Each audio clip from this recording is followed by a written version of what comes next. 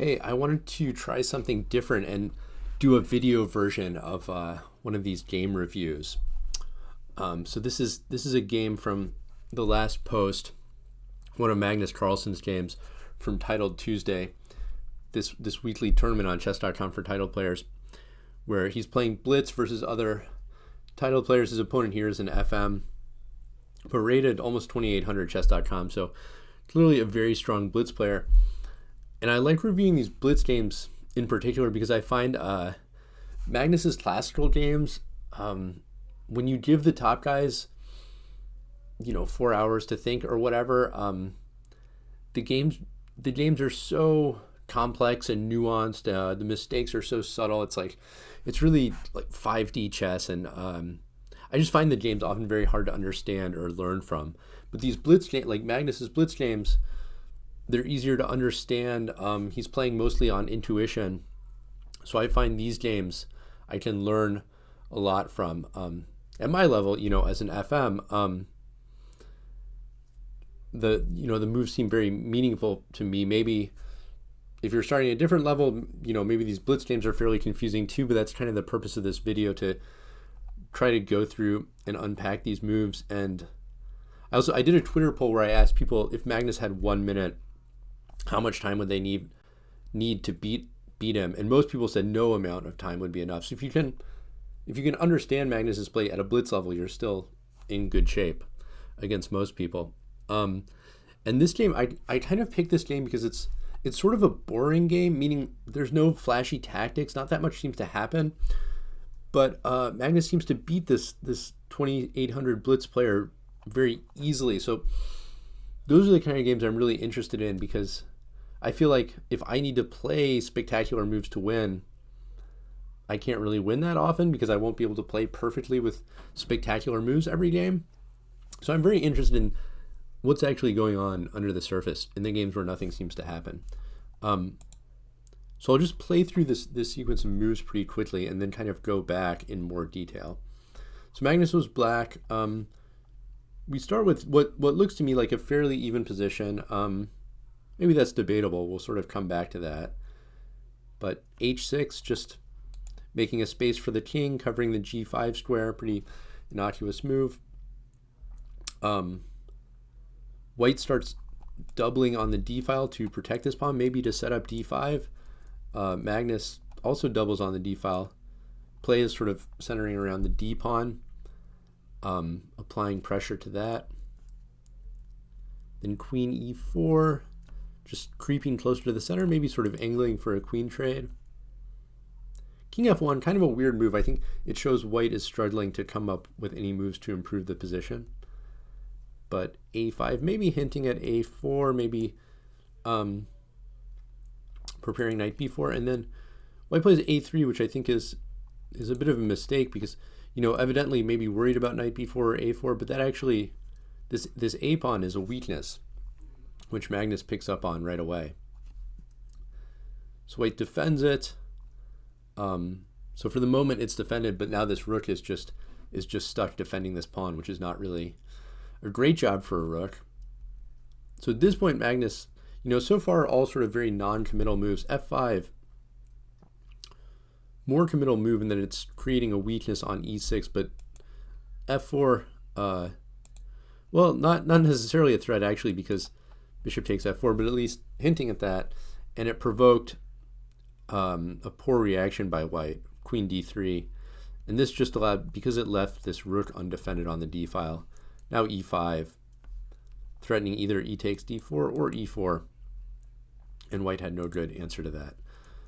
Drop back, but just e4.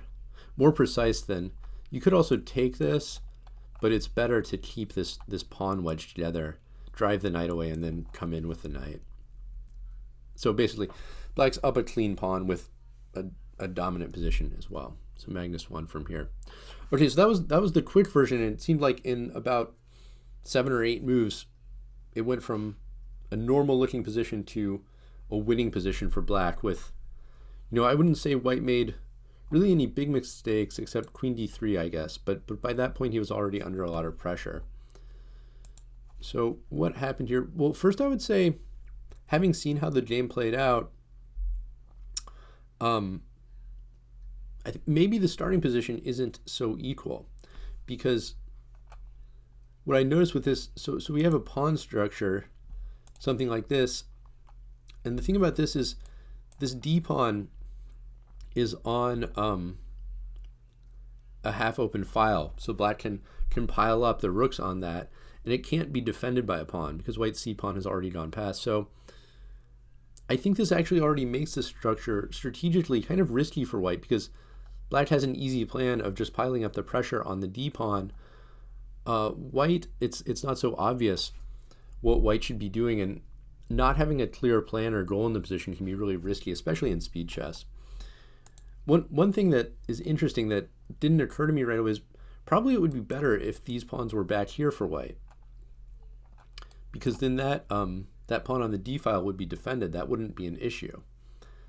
So you can imagine in a structure like this with white having a choice of advancing the c pawn to c2 or to c3 or c4. Maybe this pawn's actually sort of overextended in this particular structure. Another thing I noticed is in the game, remember Magnus had this bishop on d6. Often in this structure, you might have your bishop on f6. I think I might have just said d6. So in the game it was on f6, but if it was on d6, it would probably not be as well placed, because then, remember, the play is all about the d pawn. On f6, it's pressuring the d pawn. On d6, it's not attacking the d pawn. Also, it's blocking the d file. So all in all, I think this position is strategically risky for white, although according to the computer, not so bad at the moment.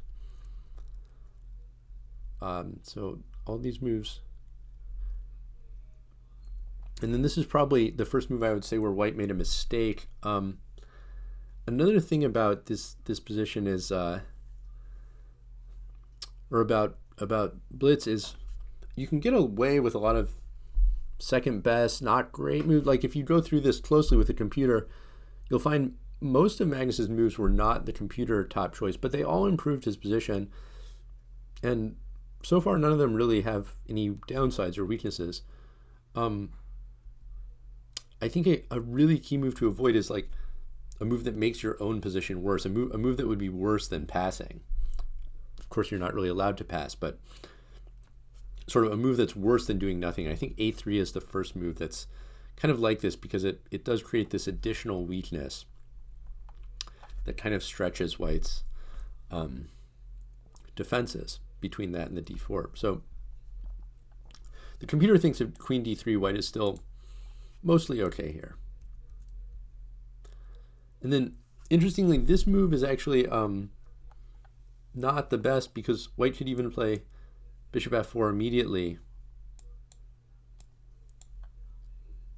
And this would this would actually be really good for white, because he picked up a pawn. Black didn't have to take on f4, but even so, this weakness on e6 is a little bit problematic. And I think it's also really telling that the kind of it sort of shows how Magnus plays in Blitz, which is by instinct, by pattern recognition. So very sort of classical pattern of play that you build up the pressure on a weak point to the maximum with the pieces. So then all your pieces are attacking a weak point, all your opponent's pieces are defending the weak point. But that sort of becomes an equilibrium. Like if all the pieces on both sides are engaged, you can't break through. So that's the moment when you send the pawn in as sort of a battering ram, an additional unit of force to break through.